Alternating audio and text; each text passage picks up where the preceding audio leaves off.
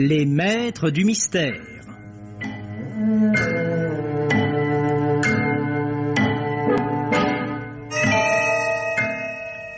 Parmi les chefs-d'œuvre du roman policier, Germaine Beaumont et Pierre Billard ont choisi pour vous ce soir L'affaire de 5 minutes, un film radiophonique de Jean Châtenay d'après le roman de Maurice Bernard Andrèbe, avec Madame Berthe Bovy, sociétaire de la Comédie Française, et Henri Wilbert, et André Var, Maurice Chevitte, Marcel Bozuffi, Martine Sarcey, Robert Rollis, Jeanne Dorival, Rosine Favet, Marie-Jeanne Gardien et Henri Labussière. Chronique de Germaine Beaumont et Roger Régent. Bruitage Jean Berriac, prise de son Francis Granal, assistant Gilbert Maurice Dupré, réalisation Pierre Billard.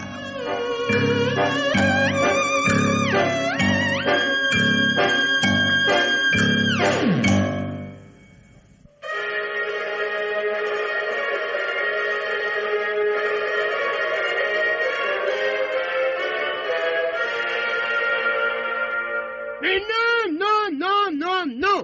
non, Eugène, c'est pas ça, mon chou.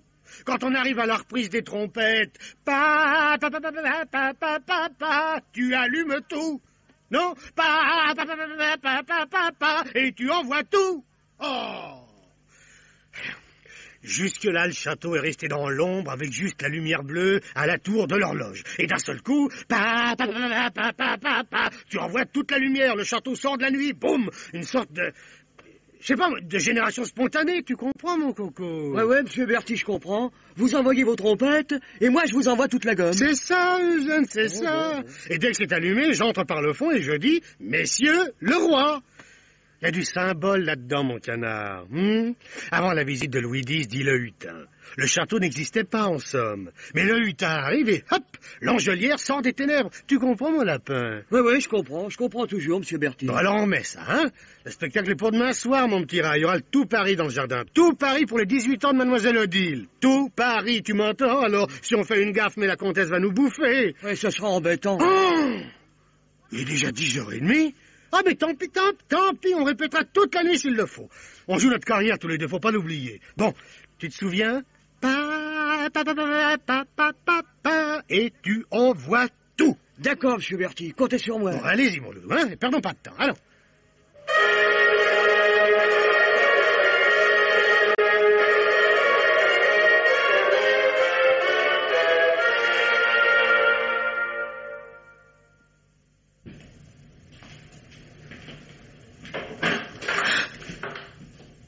Je vous ai fait peur, Aimé.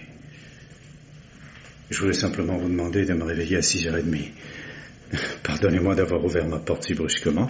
C'est moi qui vous demande pardon, monsieur le comte. Je ne vous avais pas entendu remonter, alors j'étais surprise. Vous m'aviez pas entendu remonter, mais il y a déjà une bonne demi-heure que je suis dans mon bureau. Allons, monsieur le comte. Je viens juste de vous voir au pied de l'escalier. Mais voyons, Aimé, qu'est-ce que ça signifie? Et j'étais là, sur le palier, il n'y a pas 5 minutes. Et en regardant vers le bas, j'ai vu quelqu'un habillé en moine qui finissait de descendre l'escalier. Quelqu'un habillé en moine? Exactement comme vous dans la pièce que vous jouez demain soir. La même robe, j'en suis sûr. Eh bien, c'était pas moi qui la portais. J'ai ôté cette robe après la répétition tout à l'heure. J'ai laissé en bas dans le salon. C'est sans doute une plaisanterie de Guillain ou de Bertrand. Où est-il, votre moine? Il a tourné à droite en arrivant bas de l'escalier et il a pris le couloir. Vers la chambre de ma cousine? En l'absence de son mari? Eh bien, la plaisanterie n'est pas du meilleur goût. Monsieur ne croit pas qu'il vaudrait mieux y aller voir? Imaginez que ce soit un cambrioleur. Avec tout le monde qu'il y a eu ce soir au château, n'importe qui a pu entrer. Attendez-moi un instant.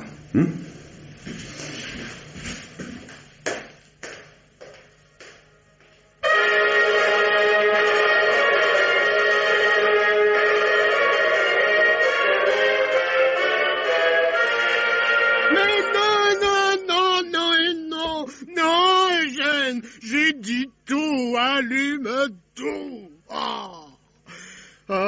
Tous les projecteurs à la fois. Mais tu comprends donc rien, mon biquet. Monsieur Berti, faut que j'appuie sur 4 machins à la fois. Moi, j'ai pas 4 mains, figurez-vous. Bon, mon petit loup, ne te fâche pas, hein. Mais est-ce que tu ne peux pas appuyer sur 2 machins avec chacune de tes mains, par exemple? Oh, bah, c'est vrai, j'y avais pas pensé. Ah, tu vois, hein? 11h moins 20, non, mais c'est épouvantable. Mais allons-y, mon poulet, allons-y, ça sera encore demain matin. Et attention, tu te souviens, hein? Non, c'est plus simple, compte jusqu'à 9. Pourquoi jusqu'à 9? 1, 2, 3, 4, 5, 6, 7, 8, 9.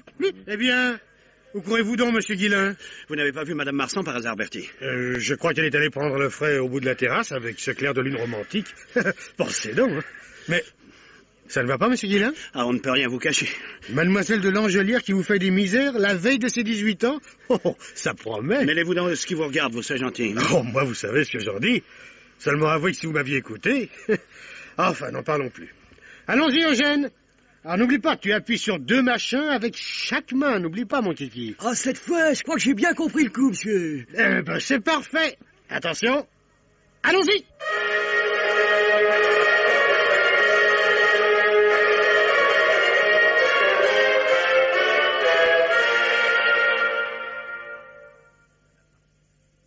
Madame Marsan.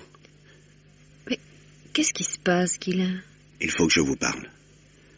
Vous m'avez paru tout drôle pendant la répétition. Ça semblait d'ailleurs beaucoup amuser Lilith. Madame, c'est affreux. Odile m'a déclaré que tout était fini entre nous. Comment? Mademoiselle de Langelière ne veut non plus se marier? On ne riez pas, je vous en supplie. C'est à cause de Lilith. Si vous pouviez faire quelque chose auprès d'Odile, elle a confiance en vous. Elle vous croira. Je suis toute disposée à vous aider, Guillain. Expliquez-moi seulement... Sacrebleu, ma femme en compagnie d'un inconnu. Monsieur. Albert, tu es déjà rentré? Oui, ma jolie. Ces idiots m'ont fait courir jusqu'à l'île pour des prunes. Une affaire que j'aurais pu aussi bien traiter par téléphone. Enfin, n'y pensons plus. Je suis à peine descendu de voiture et j'ai repris la route de Langelière, le pied au plancher. Voilà pourquoi vous me retrouvez prématurément dans ces parages.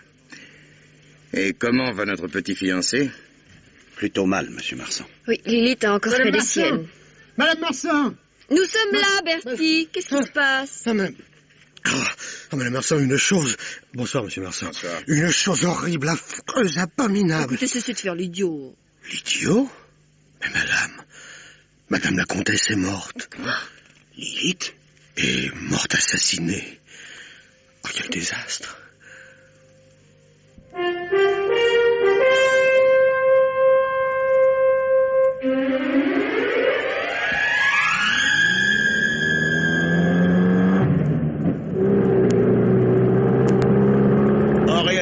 La comtesse de Langelière n'avait pas plus de sang bleu que vous et moi. Non. Oh, c'était une Américaine, ma chère. Veuve d'un milliardaire nommé Gore Campbell, et elle se prénommait Liliane Elnit. Je vois ça d'ici. Vous désirez un réglisse à la violette, Arsène? Non, merci, ma chère Elvire, non, merci beaucoup. Jamais de gâterie pendant le service, je suppose. Non, faut jamais en voiture, ça me... Enfin bref. Mais n'allez donc pas si vite, Leroux. Nous avons tout notre temps. Je ne suis pas un médecin qui court au chevet d'un malade, je suis un policier qui va mener une enquête. Et la victime est bien morte, hélas. Quel genre de personnage, cette comtesse Liliane Elnit Gore Campbell de Langelière en Seine-et-Oise? Oh, très suivie par les journalistes. Elle devait recevoir le tout Paris dans son château ce soir pour les 18 ans de sa belle-fille. Malheureusement... Qui a découvert le crime? Son mari et une femme de chambre hier soir vers 10h30. Il avait donc besoin d'un témoin. Qui? L'assassin? Faites donc pas l'idiot socratique, Arsène. Je veux parler du mari, bien sûr. Ah, le comte. Un homme qui rend visite à sa femme à 10h30 du soir se fait rarement accompagner d'un domestique. À moins qu'il y ait de nouveaux usages. Je suppose que le comte de Langelière avait eu besoin de redorer son blason. Hélas, oui. Néanmoins, c'est un homme très digne, très effacé. D'après les renseignements qui m'ont été donnés ce matin, sa seconde femme l'a tiré d'une situation difficile. Il était divorcé de la première? Non, veuf. La première comtesse de Langelière est morte dans un accident de voiture. Bon, écoutez, vraiment, Leroux, n'allez pas si vite. Vous me fichez la frousse, mon vieux. Donc, au départ, nous avons déjà une femme très riche et mondaine, s'opposant à un mari sans le sou et plutôt bonnet de nuit. Alors, ne sautez pas si vite aux conclusions. Encore une fois, nous ne sommes pas pressés. Ne vous emballez pas avant de savoir au juste de quoi il retourne. Et nous allons arriver sur les lieux avec des idées complètement fausses. Il s'agit de mener une enquête et non de raisonner à tort et à travers. Je suppose que vous avez trouvé néanmoins quelque avantage à m'accompagner puisque vous êtes venu me chercher ce matin. Aucun de mes hommes n'était disponible. Et comme j'ai besoin de quelqu'un avec qui discuter quand je m'occupe d'une affaire... Ah, vous avez pensé à cette bonne vieille Elvire. Quelle meuf. Non, ne vous fâchez pas. Non, je reconnais que vous m'avez souvent été précieuse, cher ami. Mais je vous en supplie, modérez un peu en vous la fameuse intuition féminine. Je crois cette intuition bien surfaite, d'ailleurs. Si elle existait vraiment, vous pensez bien que Fouché aurait pensé employer des femmes quand il a organisé la police. Or, il l'a pas fait. Et c'était pourtant quelqu'un, Fouché. Eh bien, fouchez-moi donc la paix, Arsène. Et je vais en faire autant. Oh, comment? Vous n'allez pas vous formaliser parce que Afin de ne pas vous entraîner sur de fausses pistes, monsieur le commissaire, je vous promets de ne pas sortir du rôle que vous m'assignez. Je vous autorise même à m'appeler Watson, puisqu'il est pratiquement démontré que Watson était une femme. Dites donc à votre chauffeur d'accélérer, nous n'avançons pas.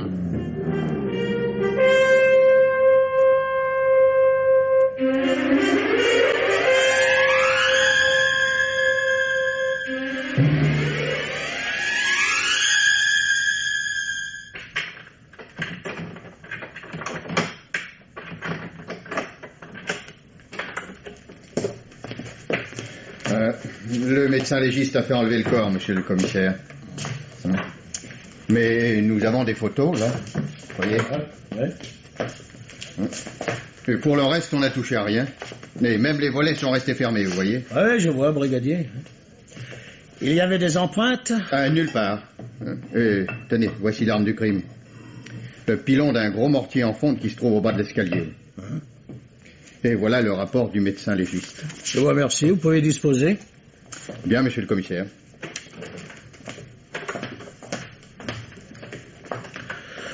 La victime a été tuée d'un coup sur la nuque. Il n'est pas nécessaire que le coup ait été violent, car la victime avait les os du crâne fragiles.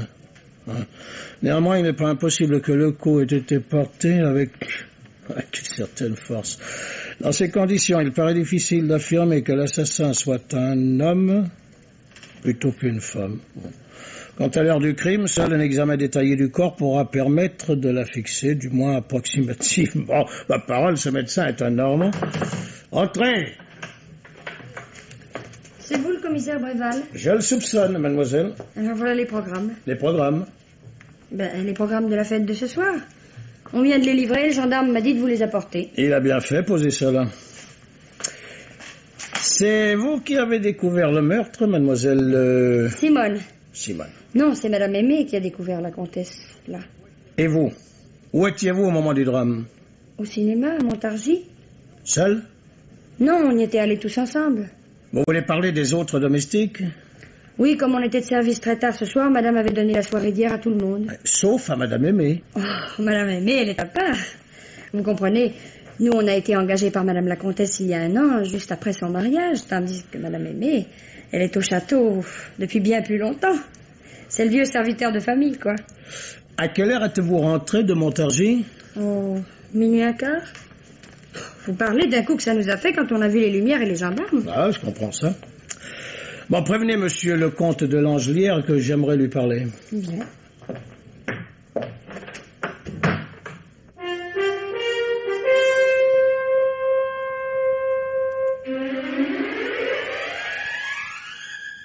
Asseyez-vous, je vous prie, monsieur de l'Angelière. Madame Elvire Prentice, ici présente, est ma distinguée collaboratrice. Oh. Collaboratrice est un bien grand mot. Le commissaire Bréval est un esprit fulgurant qui se passe fort bien de toute collaboration. J'imagine votre douleur, monsieur, et je tâcherai... Monsieur le commissaire, je voudrais avant tout mettre une chose au point. Lilith était bien ma seconde femme. Pardon, vous avez bien dit Lilith. Oui, elle était d'origine américaine. Son vrai nom était Liliane Elnit, mais elle préférait ce diminutif. Mon second mariage était en fait un contrat commercial. J'étais ruiné. Et Lilith, qui était venue me voir l'an dernier à propos d'un livre que je venais de traduire, avait eu le coup de foudre. Pas pour moi, pour le château. Devenir comtesse de l'Angelière en échange de sa fortune lui parut amusant. Nous nous sommes donc mariés, mais nous étions en fait comme 2 associés. À part égale? En principe, oui, mais pratiquement, Lilith finissait par tout mener à sa guise. Ouais. Et dans quelle situation vous laisse sa mort? Et au point de vue financier? Ouais. Oh, je l'ignore. Il vous faudra le demander à ces hommes d'affaires de New York. Bien. Revenons à la découverte du drame. Vers quelle heure a-t-elle eu lieu? Je peux vous dire qu'il s'est écoulé moins de 5 minutes avant que j'alerte la police. Voyons. Si rappel reçu du château de l'Angelière à 22h42... Oui, alors donc vers 22h35. Sans doute, hein? Oui. Vous allez vous coucher, sans doute. Non, j'étais dans mon bureau au premier étage. Je terminais un chapitre. Vous êtes romancier? Je traduis seulement des romans anglais. Je dois livrer cette traduction la semaine prochaine. Tous ces jours-ci, les répétitions de notre spectacle m'avaient fait prendre du retard. Hier soir après le dîner, Lilith avait voulu qu'on revoie certaines scènes en réglant les éclairages. Ben, j'ai lu des échos là-dessus. C'était pour l'anniversaire de mademoiselle votre fille, je crois. Oui, pauvre Odile. Elle aura un souvenir bien pénible de ses 18 ans. À qui était dû l'argument du spectacle? Oui, j'en suis l'auteur. Oui, Lilith avait tenu à ce que je joue aussi moi-même un rôle. Je devais incarner un moine du XVIe siècle, un confesseur de Mao de l'Angelière, qui prédit à cette dernière l'heure et les circonstances de sa mort. Or, l'ombre du moine hante toujours le château. Elle s'est manifestée à l'occasion du crime. Diable! Arsène! Et c'est Madame Aimée qui l'a aperçue. Madame Aimée, vous savez, la gouvernante. Elle faisait une dernière inspection du château, comme chaque soir avant d'aller se coucher. J'ai ouvert ma porte à son passage pour lui demander de me réveiller de bonne heure au matin. C'est alors qu'elle m'a dit avoir aperçu le moine, un instant plus tôt, se dirigeant vers cette chambre, le capuchon rabattu sur la tête. J'ai aussitôt pensé... À votre femme? À ma femme? Non, commissaire, je n'avais aucune raison de penser à elle. Cette chambre n'était pas celle de ma femme. Ah bon? C'est ma cousine Valérie Marsan qui y logeait. Elle participait à notre spectacle, elle aussi. Son mari ayant été appelé à Lille pour affaires, Valérie devait se trouver seule dans cette chambre hier soir. J'avais d'abord pensé que l'histoire du moine était une plaisanterie. Mais dans ces conditions, je ne voyais pas qui aurait pu s'amuser à importuner ma cousine à une heure si avancée. J'ai donc pris mon revolver et nous sommes descendus. C'est alors que nous avons trouvé le corps de Lilith. Vos domestiques étaient absents? Tous, y compris le concierge. Madame Aimée restait seule au château. N'importe qui pouvait donc entrer avec des chances de passer inaperçu. Les portes sont restées ouvertes jusqu'à 10 heures environ. Nous avions les photographes pour annoncer le spectacle à la presse. Ce sont leurs allées et venues que l'assassin a dû mettre à profit. Ah, je vois. On n'a rien volé, n'est-ce pas? Absolument rien. Pourtant, il est évident que c'est un cambrioleur qui a tué ma femme. Comment expliquez-vous ça? Eh bien, je l'ai déjà dit aux gendarmes. Lilith devait être en train de retirer son costume de scène dans le salon qui nous sert de loge au rez-de-chaussée. Elle a eu conscience de quelque chose d'anormal.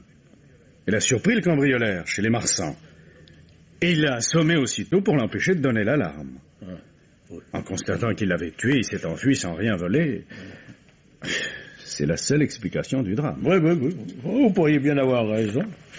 Tous les journaux parlaient de votre fête et les cambrioleurs sont à l'affût de ces cérémonies où les dames étalent imprudemment leurs bijoux. Bon, je vous remercie, monsieur. Je vais maintenant interroger Madame Aimée. Puisqu'elle a vu le moine, elle pourra peut-être nous donner des précisions utiles. Dois-je vous l'envoyer? Je n'osais pas vous le demander. Quand vous aurez terminé vos investigations dans cette chambre, vous pourrez vous installer dans mon bureau du premier étage. Il est à votre disposition. Merci mille fois, monsieur de l'Angelière. Qu'en pensez-vous, mon cher Watson? Je pense que vous devez avoir vos raisons. Pourquoi faire? Pour admettre aussi facilement cette absurde histoire de cambrioleur. Ah, vous pensez bien. Mais peut-être le comte est-il sincère? La comtesse Lilith... Non, mais au fait, pourquoi avez-vous tiqué quand il a parlé de Lilith? Si vous aviez des lectures sérieuses, Arsène, vous sauriez sans doute que Lilith fut la première femme qui mit le pied sur notre planète. Qu'est-ce que c'est que cette hérésie? Que faites-vous d'Ève, notre mère et tous? Lilith était née avant elle. Et comme elle ne parvenait pas à s'entendre avec Adam, elle quitta la place et disparut dans les airs. Original. Et évidemment, ce ne sont pas là des choses qu'on juge utile d'enseigner aux policiers. Les anciens représentaient Lilith sous l'aspect d'un serpent à tête de femme qui dévorait les enfants. Oh, c'est ravissant. Mais quel rapport avec... Aucun, sans doute. Cependant, vous avez vu comme moi les photos de la victime, Arsène. Bien entendu. Eh bien, s'il me fallait imaginer le visage de Lilith, je lui verrais volontiers la physionomie mortuaire de la comtesse Liliane Elnith Gore Campbell de l'Angelière.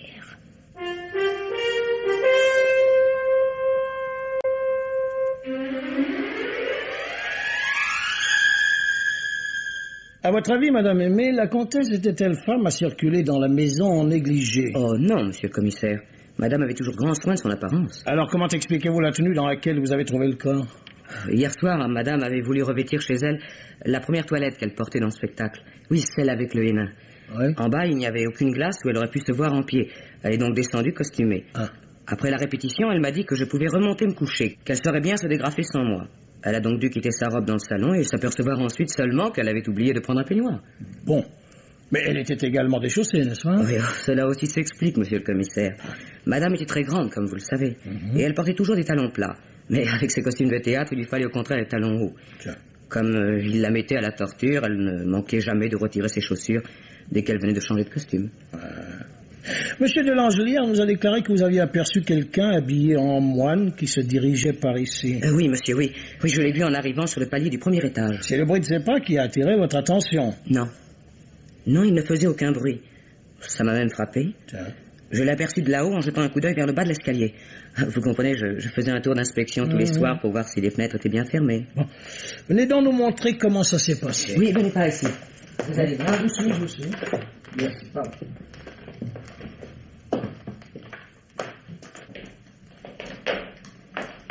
Voilà, j'étais ici quand je l'ai vu, monsieur le commissaire.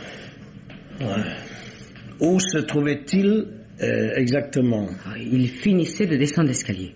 Par exemple? Plaît-il? Non, rien du tout. Vous êtes certaine qu'il se trouvait dans l'escalier même? Il lui restait encore 4 ou 5 marches à descendre. Donc il venait du premier étage, c'est pour le moins... Surprenant. Du moins, ça a l'air de vous surprendre beaucoup, mon pauvre commissaire. Absolument pas, je suis pas du tout surpris. Voyez-vous de la surprise dans mon attitude? Pardonnez-moi, mon intuition m'a encore abusé. Enfin, trêve de plaisanterie. Ensuite, Madame Aimée? Ensuite, le moine a traversé le hall et disparu dans le couloir. Ça ne vous a pas semblé... Surprenant? Oh, non. Non, ma foi, non. J'ai pensé que monsieur le comte avait quelque chose à dire à mademoiselle Valérie. Enfin, à madame Marsan. Vous pensez si j'ai été surprise en voyant monsieur le comte sortir de son bureau 5 minutes après? 5 minutes? Oh oui, guère plus, monsieur le commissaire. À votre connaissance, qui avait-il dans les étages hier soir vers 10 heures? C'est difficile à dire. J'avais rencontré mademoiselle Odile qui montait se coucher, et monsieur le comte était dans son bureau.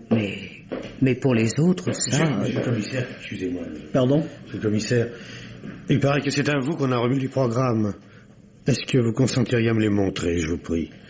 Oui, je sais bien que la fête n'aura pas lieu, mais justement, pour moi, ce sera si émouvant de croire, même une seconde, que toute cette beauté n'est pas perdue pour toujours. Et qui êtes-vous, monsieur? Oui. Je suis Bertrand Bellac, le secrétaire particulier de la comtesse et un peu son factotum. C'est moi qui ai fait les costumes et la mise en scène du spectacle de ce soir. Enfin, prévu pour ce soir. Condoléances. Merci. Pardonnez-moi d'autre part, mais j'ai entendu la fin de votre conversation avec Madame Aimée. Et alors? Je peux vous préciser ceci. Quand l'alarme a été donnée, j'ai vu mademoiselle Odile descendre l'escalier. Hein? Oui. Tiens. Montez donc avec moi jusqu'au bureau de monsieur de Langelière. C'est là que je vais m'installer désormais. Voyez-vous autre chose à me signaler, Madame Aimée? Oui, monsieur le commissaire. Je suis certaine que le moine boitait.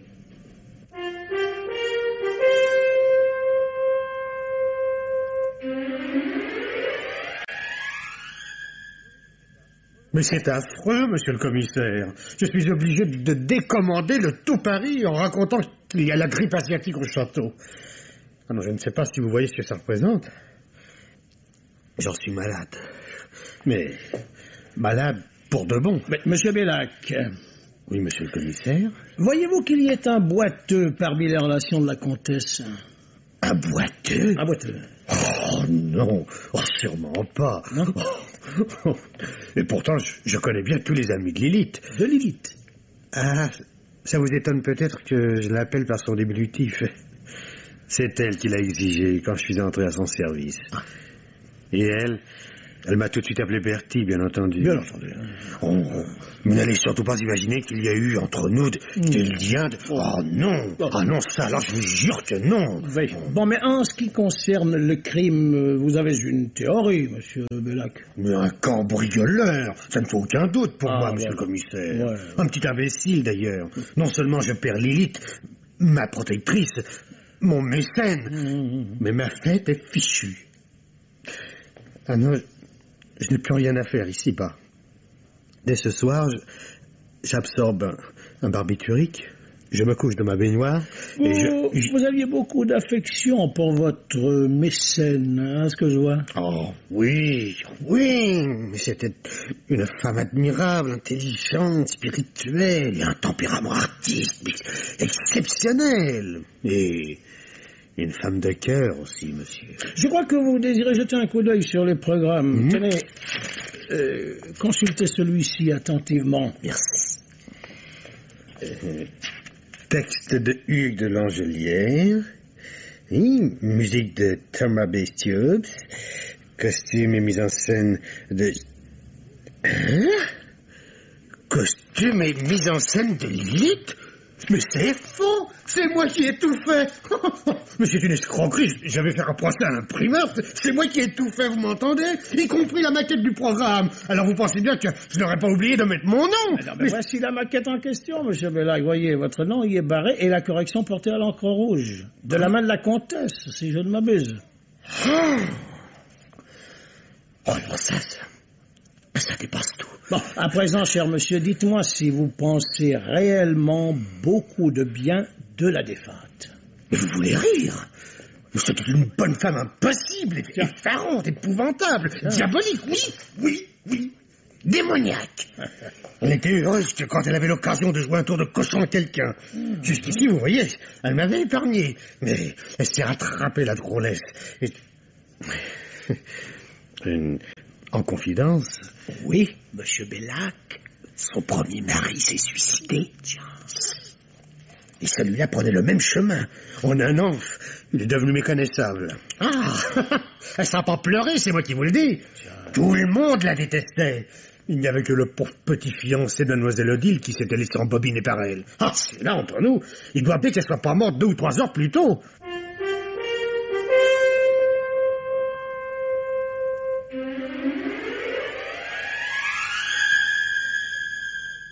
Vous, madame Marsan, et vous, monsieur de Cottard, vous vous trouviez dans le parc du château quand le crime a été découvert. C'est exact, monsieur le commissaire. Monsieur de Cottard, vous aviez une confidence à faire à madame Marsan, je crois. C'est Odile qui vous a mis au courant? J'aimerais vous entendre raconter vous-même l'incident qui motivait votre démarche. Oh, je n'ai rien à vous dissimuler. J'ai été trop bon avec elle, voilà tout. Avec mademoiselle de Langelière? Mais bien sûr que non, voyons. Avec Lilith. Cette folle a hissé sa belle-fille et je m'en suis aperçu trop tard, après avoir... L'avoir aidé à persécuter votre fiancé. Est-ce que je pouvais m'en douter? En apparence, elle était très bonne pour nous. Elle voulait nous offrir un appartement rue du Faubourg Saint-Honoré et aussi m'aider à monter une affaire de publicité. Et quand elle me demandait après ça de l'accompagner au théâtre, je pouvais difficilement l'envoyer promener. Mettez-vous à ma place. Ouais. Et... hier soir... Hier soir, eh bien, nous sortions du château en costume, elle et moi, pour la répétition. Lilith a trébuché à cause de ses hauts talons et elle est tombée dans mes bras. D'une façon... enfin... Ouais. Ce que j'ai su par la suite, c'est qu'Odile nous regardait par la fenêtre de la salle à manger. La répétition terminée, Odile est venue m'annoncer que nos fiançailles étaient rompues. Voilà pourquoi je suis allé trouver madame Marsan dans le parc. Je voulais qu'elle essaie... de vous raccommoder avec votre fiancé, bien sûr. C'est moi qui ai élevé Odile à la mort de sa mère. J'ai conservé une certaine influence sur elle. Guylain pensait qu'elle me croirait plus facilement que lui. Vous étiez très lié avec Lilith. Enfin, je veux dire avec la comtesse, madame Marsan.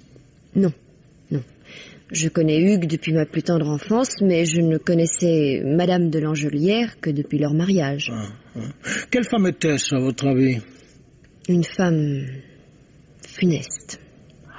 Qu'entendez-vous par là? Votre antipathie avait bien un motif. Dès que je l'ai vue, j'ai senti que Lilith apportait ici le malheur et la désolation. Nous en avons la preuve aujourd'hui. Il me semble que le malheur est surtout pour elle.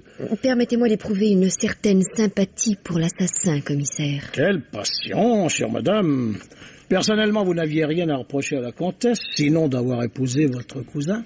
Depuis 8 jours que nous étions ici, Lilith avait entrepris le siège de mon mari. C'est un homme excellent. Il ne voyait en elle qu'une de ces pauvres femmes que leur fortune empêche de trouver le vrai bonheur. Il me rapportait tout. Mais avec un autre que lui, elle aurait pu réussir à briser notre ménage. Et dans ces conditions, je ne crains pas de vous dire que j'aurais tué Lilith, commissaire.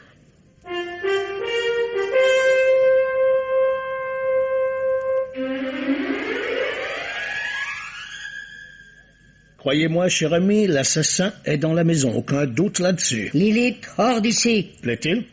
C'est la formule de l'exorcisme contre Lilith. En l'occurrence, on lui a préféré l'assassinat, mais je ne suis pas tellement sûr que ce soit plus efficace. Mais n'avez-vous pas dit que ce démon femelle s'en prenait aux enfants? Est-ce purement symbolique? Si j'en crois les confidences du petit Cottard... Entrez. Albert Marsan, monsieur le commissaire, vous désirez me parler? En effet, monsieur Marsan, asseyez-vous, je vous prie. Merci. D'après mes renseignements, vous êtes rentré de Lille cette nuit vers 10h30, n'est-ce pas? En effet. Vous vous êtes dirigé vers la scène installée devant le château. Vous avez demandé à M. Bellac s'il savait où était votre femme. Berthier m'a répondu qu'elle était dans le parc avec le fiancé d'Odile, et je suis allé les retrouver. Tout cela est exact. En traversant le château, quand vous êtes arrivé, n'avez-vous rien remarqué d'extraordinaire? Ma foi, non. Pourtant, c'est à peu près vers 10h30 que Madame Aimée a aperçu un personnage vêtu en moine qui se dirigeait vers la chambre de votre femme. Madame Aimée précise que ce moine boitait. Comment? Il boitait? Oui. Ça vous étonne? Beaucoup.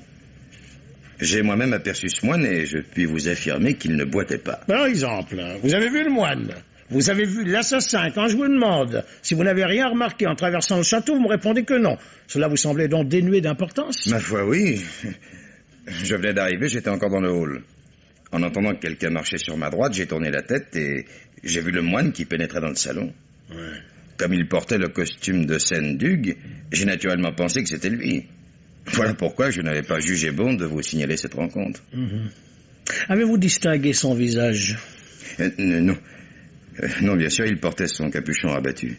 J'allais d'ailleurs lui parler, mais il est rentré aussitôt dans le salon. En fait, je l'ai à peine entrevu. Néanmoins, vous avez eu le temps de constater qu'il marchait normalement. C'est-à-dire que s'il avait boité, j'aurais eu le temps de m'en apercevoir. Bien répondu, monsieur Marsan. Malheureusement, je sais fort bien que vous mentez. Enfin, commissaire, je ne vous permets pas. Au contraire, cher monsieur, permettez-moi de m'expliquer. J'ai parfaitement remarqué les chaussures de votre femme. Madame Marsan boite, n'est-ce pas? Et vous lui avez dit que... Oh non, me prenez-vous pour un goujat. Madame Marsan possède un alibi inattaquable. À l'heure du crime, elle se trouvait dans le parc avec le jeune Guylain Cottard. Vos efforts pour me mentir sont donc d'autant plus inutiles.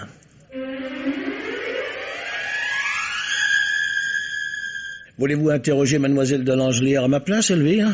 Sa jeunesse me gêne, tandis que vous, avec vos nièces, vous avez l'habitude. Non, merci, mon cher Bréval. Je préfère continuer à vous regarder dans votre aquarium. C'est un régal pour les yeux. Quand vous aurez mis cette jeune fille aussi hors de cause, il ne vous restera plus aucun coupable à vous mettre sous la dent. M'expliquerez sans doute alors comment la victime s'est suicidée, en jetant le pilon à l'air, peut-être.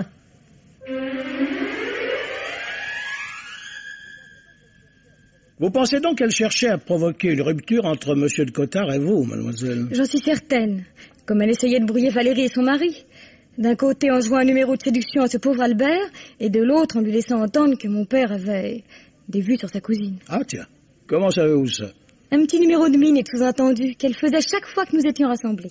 Et pensez-vous qu'elle se sentait attirée par votre fiancé? Oh, vous voulez rire? C'était seulement pour elle l'occasion de commettre une mauvaise action de plus. Elle n'aurait manqué ça pour rien au monde. De toute façon, il n'était plus question que j'épouse Guylain depuis un bon moment. Vraiment? Je ne l'aime pas. Sa lâcheté, ses complaisances ridicules à l'égard de Lilith m'ont dégoûté de lui. C'est un pique-assiette et rien de plus. Pourquoi avez-vous laissé votre père dans l'ignorance de vos sentiments véritables? Mon père avait déjà suffisamment de soucis. Je n'allais pas en plus l'empoisonner avec les miens. Quand vous êtes monté hier soir, qu'avez-vous fait exactement? J'ai pris un bain. Vous étiez donc en train de vous baigner pendant que le crime se commettait? Je n'ai pas tué Lilith, monsieur le commissaire, ne vous mettez pas en peine. Mais j'ai souhaité sa mort de tout mon cœur, parce que je sentais qu'elle nous détruirait tous. Si vraiment vous me jugez sur mes intentions, alors oui, je suis coupable. Aussi coupable que l'assassin. Je vous remercie, mademoiselle. Ce sera tout pour l'instant. Au revoir, monsieur le commissaire.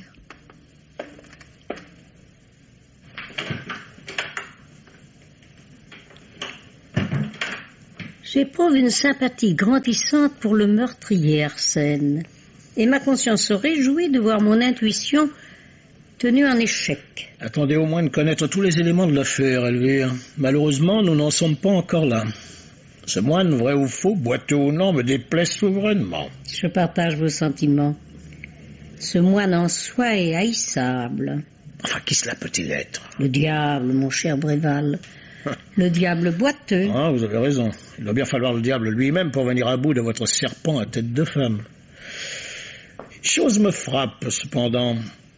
C'est la chance et la malchance combinées de ce personnage. Sa malchance? Jusqu'à présent, sa chance m'était apparue, mais sa malchance... Sa chance, c'est que le fiancé de mademoiselle de Langelière ait éprouvé le besoin d'une confidente aussitôt après la répétition. Sans quoi madame Marsan aurait peut-être regagné sa chambre et surpris le criminel. Et la malchance, je vous prie? C'est que mademoiselle Aimée l'est aperçue. 30 secondes plus tard, elle passait sur le palier sans voir personne. Entrez. Monsieur le commissaire. Qu'est-ce que c'est encore, Simone? Eh bien voilà, monsieur le commissaire, je suis allée faire la chambre de monsieur et madame Marsan. Quoi, vous voulez parler de la chambre du crime? Eh ben oui. Mais pourquoi? Qui vous a commandé de faire cette chambre? Mais personne, mais c'est mon travail de tous les jours. Oh, mais rassurez-vous, je n'ai rien changé de place. J'ai juste passé l'aspirateur en profitant que la porte n'était pas fermée à clé. Ben, c'est évident, quand on ne veut pas laisser les gens entrer quelque part, on ferme la porte à clé. Hein? Oui, bien sûr. Bon, qu'est-ce qui vous amène, mon petit? Ça, monsieur le commissaire. Où avez-vous trouvé cette lettre? Dans le lit de monsieur Marsan, sous l'oreiller. Quoi? De monsieur Marsan, vous êtes sûr? Ah, sûre et certaine. Ça vous intéresse? C'est possible. Je vous remercie, laissez-nous au présent. Bien. Et ne prenez pas la peine de revenir écouter à la porte, Simone. Oh, vous alors? Ah, on y reprendra à vous donner des tuyaux. Qu'y a-t-il sur ce billet, Arsène? Ceci. Si vous acceptez de fuir avec moi, Valérie, ce sera cette nuit même. Jamais nous ne retrouverons une occasion si propice. Je descendrai chez vous à 2h et c'est signé H. Intéressant. C'est l'écriture du comte. Apparemment. Attendez, je crois qu'il a laissé un manuscrit sur cet étagère. Allez, voilà. Regardez et comparez. La lettre est un faux. Vous croyez? Un faux habile, mais un faux. Regardez les N, les A, les C. Faut pas avoir fait beaucoup de graphologie pour voir la différence. Vous avez parfaitement raison.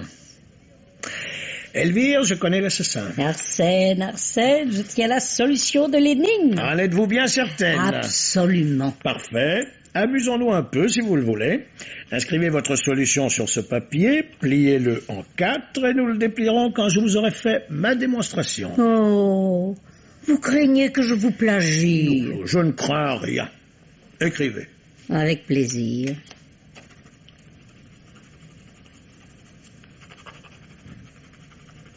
Voilà.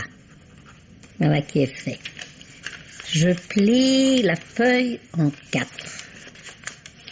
Et je la garde à la main, bien en évidence.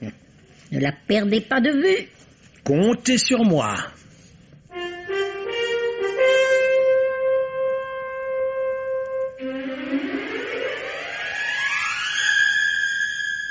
Donc, Madame Aimée, vous seule avez vu ce moine et vous seule avez noté sa claudication. Vous connaissez le vieil adage? Testis unus, testis nullus. Un seul témoin, témoignage nul. Je pourrais donc logiquement être tenté de croire que ce moine est un simple produit de votre imagination. Monsieur le commissaire? Voici ma version de l'affaire.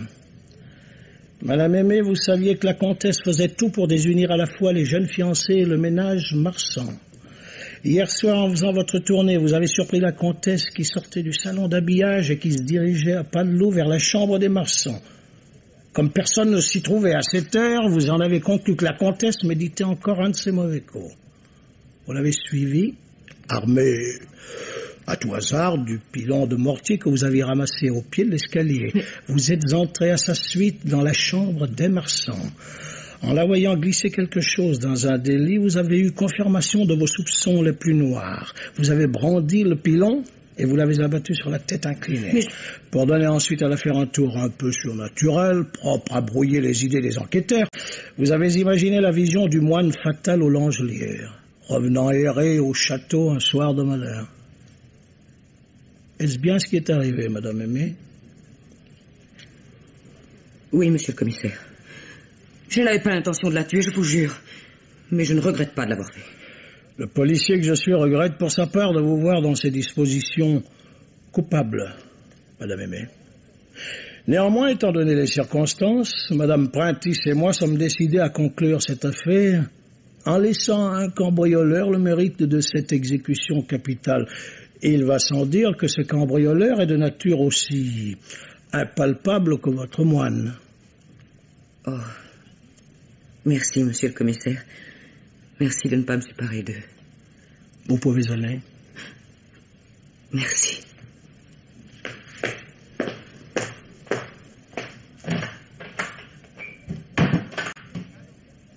Eh bien, j'aimerais prendre connaissance du papier que vous tenez à la main, Elvire. Dommage que nous n'ayons rien parié. Une caisse de champagne, par exemple, m'aurait fait grand plaisir. Vous êtes bien sûr de vous, Arsène. Simple déduction, ma chère. Expliquez-vous. C'est fort simple. Je vous ai vu écrire plusieurs mots sur ce papier tout à l'heure, n'est-ce pas? Et la raison en est la suivante. Vous avez cru, comme moi-même au début de l'enquête, que tous les habitants du château de Langelière s'étaient associés pour commettre le crime, qu'ils s'étaient entendus entre eux pour se fournir des alibis et pour couvrir l'exécuteur. Les vrais coupables dans ces conditions étaient M. Langelière, plus Mme Marsan, plus M. Decotard, plus Mlle de Langelière, plus Mme Aimée. Et c'est leur nom que vous avez inscrit sur cette feuille. Hélas, ma bonne Elvire, 2 mots suffisaient. Madame Aimée. Voici le papier, Arsène. Lisez tout haut. Bien volontiers. Quoi?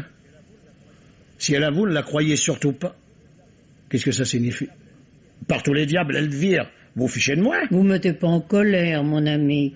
Vous connaissez le vieil adage, errare humanum est. Enfin, qu'est-ce que ça veut dire?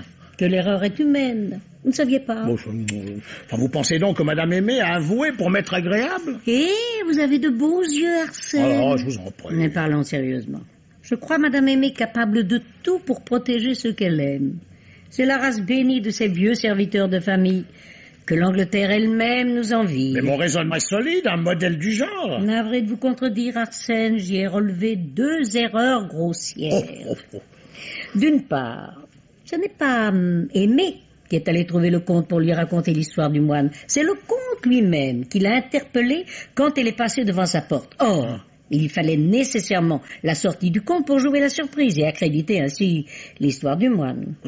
Et d'autre part? D'autre part, vous n'avez pas expliqué pourquoi Madame Aimée aurait prétendu que le moine boitait. Pourquoi n'a-t-elle pas juré plutôt que ce moine était un rouquin à moitié chaud, un manchot, affligé d'un bec de lièvre ou encore un bossu? Non, Arsène.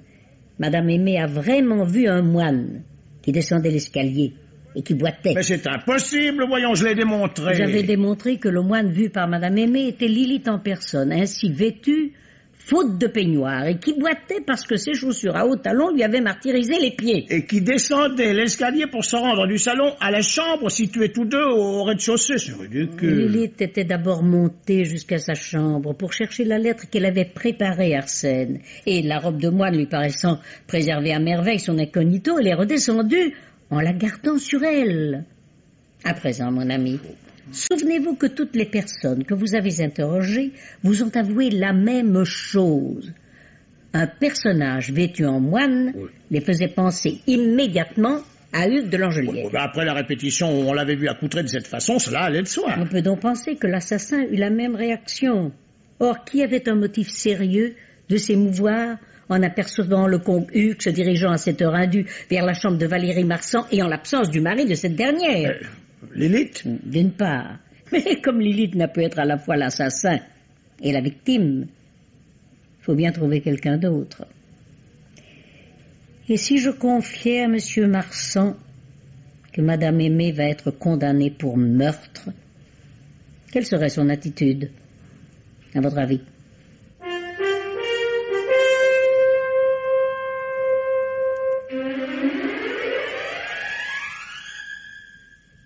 Aimée est innocente. C'est moi le coupable. Mais je n'avais pas l'intention de tuer Lilith. Je ne savais pas que c'était elle. J'ai toujours été jaloux de Hugues de Langelière. Valérie n'aurait pour lui une affection exagérée. J'ai aperçu le moine comme j'entrais dans le hall du château. Constatant qu'il se dirigeait vers la chambre de ma femme, je l'ai suivi. Je me suis armé du pilon de mortier au passage. Et quand j'ai vu la forme que je prenais pour Hugues se pencher sur un des lits, j'ai frappé. Sans même réfléchir que ce lit était le mien et qu'il était vide. Dans la chute, le capuchon a glissé. J'ai vu alors que ce n'était pas Hugues, mais Lilith. Lilith. Venue empoisonner un peu plus votre esprit avec un billet que vous pouviez croire glisser par erreur sous votre oreiller, alors qu'il l'était à dessein. Après l'avoir lu, vous auriez peut-être tué votre femme, ou peut-être le comte, ou même les deux. Cela aurait bien fait l'affaire de la comtesse, qui se serait ainsi trouvée débarrassée d'une famille qui l'ennuyait. Pauvre Valérie. Jamais elle ne m'avait donné aucun motif de douter d'elle. Et moi... Voilà la faute que je dois expier à présent.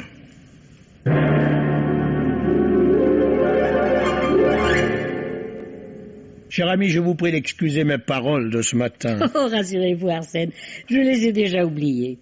Et je me demande malgré tout... Quoi donc, ma chère Elvire? Je me demande si votre collègue Fouché, vous savez, ouais. Je me demande s'il n'a pas eu tort de ne pas engager quelques femmes quand il a essayé d'organiser la police.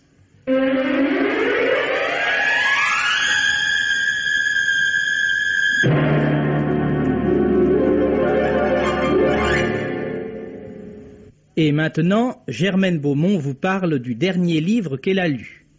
On peut dire d'Ursula Curtis, sans commettre d'erreur, qu'elle est un très bon auteur de romans policiers.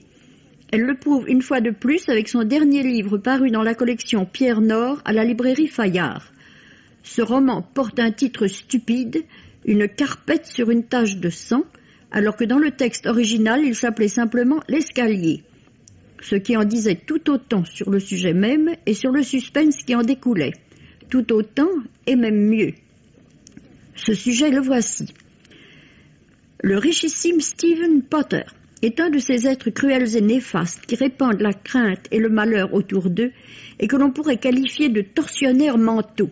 Il vit dans une belle propriété avec sa charmante jeune femme Madeleine et son petit garçon de 5 ans, Matthew. Il vient d'y inviter récemment une vague cousine pauvre, Cora, dont l'emploi consiste bien évidemment à espionner les moindres faits et gestes de Madeleine qui, bien entendu, honnête et malheureuse, est à l'abri de tout soupçon, hormis de ceux qui peuvent tourmenter la cervelle d'un fou. Cora, molle, suave et malveillante, est une excellente création littéraire. Un soir, après avoir bu plus que de raison, Stephen monte l'escalier des chambres dans l'intention de punir méchamment son petit garçon qui a cassé un microscope. Madeleine, qui sommeille dans sa chambre, entend soudain un tumulte, sort sur le palier et constate que son mari, le crâne fracassé par sa chute, gît en bas des marches. Cora, qui était déjà sur le palier, s'accuse d'avoir poussé Stephen pour épargner une punition au petit Matthew qu'elle adore. Madeleine, dans l'état d'angoisse et d'affolement, et aussi de délivrance où elle se trouve, ne dénonce pas Cora et appelle non pas la police, mais le médecin, lequel, devant le cadavre imbibé d'alcool, conclut à une chute naturelle. Tout pourrait finir là si Madeleine ne comprenait pas que Cora s'installe peu à peu dans la maison, appuyée sur ce qui peut paraître de complicité, qu'elle prend de l'autorité sur le personnel et surtout sur l'enfant qu'elle gâte d'une manière imbécile, tant et si bien qu'à bout de patience, elle congédie Cora.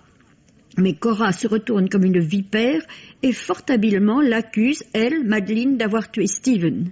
Après tout, est-ce que ce n'est pas Madeleine qui avait tout à gagner à cette mort, la fortune et la liberté? On voit avec quelle adresse le piège est tendu, et il s'agit de savoir comment l'innocente Madeleine pourra échapper aux machinations et au chantage de l'affreuse Cora. Une carpette sur une tache de sang, par Ursula Curtis, est publiée chez Artem Fayard dans la collection Pierre Nord, l'aventure criminelle. Roger Régent vous parle du dernier film qu'il a vu. Le nouveau film de Henri-Georges Clouzot, La Vérité, n'entre pas exactement dans le cadre des Maîtres du Mystère. Ce n'est ni un film policier, bien qu'il y ait un meurtre et que le procès en cour d'assises s'étage sur toute la longueur de l'ouvrage, ni un film d'espionnage, ni ce genre d'œuvre que nous signalons d'habitude dans cette chronique.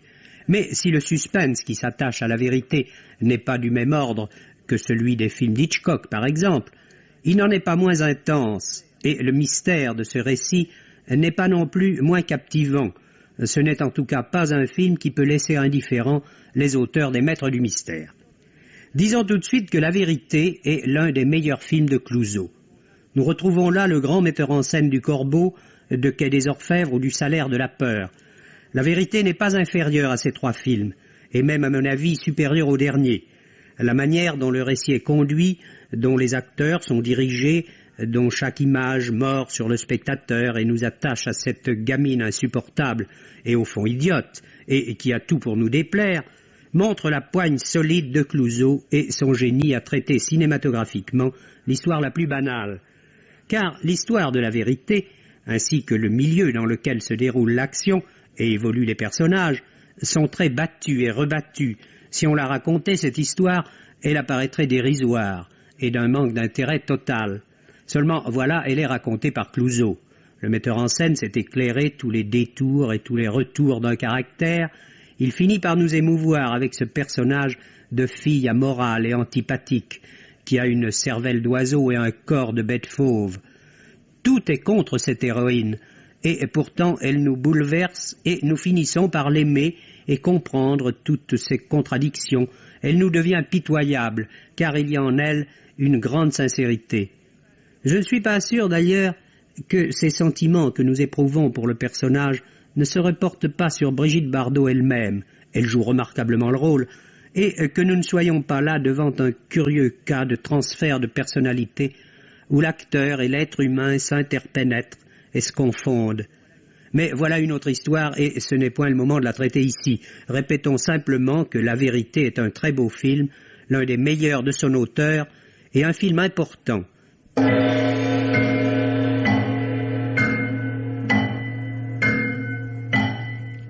Les Maîtres du Mystère.